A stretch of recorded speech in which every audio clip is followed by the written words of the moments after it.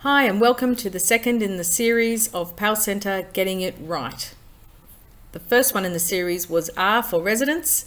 The second one in the series is I for initiating a status, and I'm going to show you how to add, edit and view a status. The status is a really important thing, and every resident must have a status allocated to them at all times during their admission. So let's have a look together. I'm just going to bring up palCentre.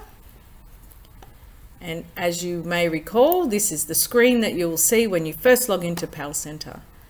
So to add, edit and view a status relating to a resident, it makes sense that we go to the Residents tab. So up on the tabs up the top, click on the Residents tab. This page will include a list of all the residents you have entered into palCentre for your home. And you may recall I started entering residents using different colours. And here is our list of test residents. And I've got 3 residents that have not got a status. And you'll see that by looking at these bold headings up the top. So you can see resident identifier, last name, first name, date of birth, and here is the status title. So if I wanted to filter to get all the statuses I need to fix up to the top, I just click on that bold heading and you saw how it changed how they're filtered. So now I have all my status that I need to complete up the top. So when you look at your list of residents, every resident should always have a status allocated to them. So let's look at this top resident, dark green, and we'll add a status to them. So remember how we clicked on, if we hover over these symbols, we get an idea, a little tooltip of what it is. So you can see the house is where we view a status. We also click on this to add and edit a status. So let's click on the house icon. So you can see this page displays everything that's going on for our resident dark green that we created earlier. So you can see they have absolutely no status allocated to them. So we really do need to add a status for them because every resident requires a status at all times. It helps us navigate their care. So let's click on the Add a Status button. And it opens a very simple window with a couple of clicks that you need to complete. So the first thing is to use the drop-down menu, and it gives you a range of different statuses that the resident could possibly have. So let's go through them briefly. There's Admit to the Aged Care Home, that's for new admissions, but also the Profile Collection. So that's admitting a resident for the first time to PACOP profile. There's the Outcomes Episode Start. So the second part of the PACOP program after the Profile Collection is the Outcomes Collection. And that's where residents receive comprehensive palliative care. So if you're starting them in the Outcomes Collection, when they need palliative care, this is where you'll go. The next status is the start of leave, and that is very simply related to when the resident goes on either hospital leave or any other type of leave from the aged care home. It helps us to know when there are absences from the home. A change of team is a status that we ask that you contact the PACOP team if you're considering using Teams at your aged care home, and more can be explained about that later. Returning from leave is simply letting us know that the resident is back from leave and assessments can continue.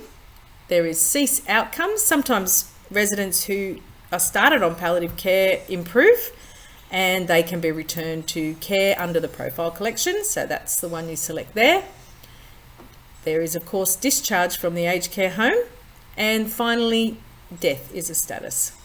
So for this one, we're going to admit them to the aged care home. So let's click on the first status, and you can see that opens up a few other options. The really exciting thing about this is if the time is now, I can just click now, and it will put in the date and the time I'm entering it. Otherwise, you just enter these fields yourself. Okay, so this question asks, were they admitted to the aged care home on or after the 1st of January 2020? And I'm going to say yes. And if that's the case, they just need a date. So I'm going to put in today's date. This is where you select the reason why they're entering your aged care home. Is it for respite, permanent care, transitional care, or other reasons? I'm going to put that my resident is coming in for permanent care. It's really good to have the postcode if known.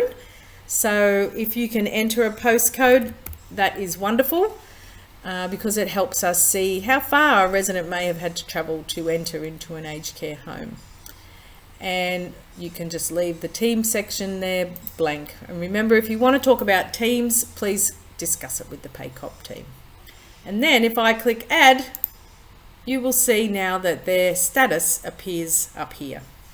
And as with our first one where we talked about how to edit, if you always just go to the pen, that is where you edit things. And so if I wanted to edit, I click on the pen and I can then go through and update any field that requires updating. And then once you've made a change, simply click update. And that is how you add a status. Now if I go back to the residents page by clicking on the residents tab up the top, I will now see that resident I just added has a status now that says admit to aged care home and profile collection. So that is how you add a status, edit a status, and you can view a resident status. Stay tuned for the next one, which in palCentre Getting It Right, which is G, and it's for generating assessments, which is another really exciting step in getting it right with palCentre.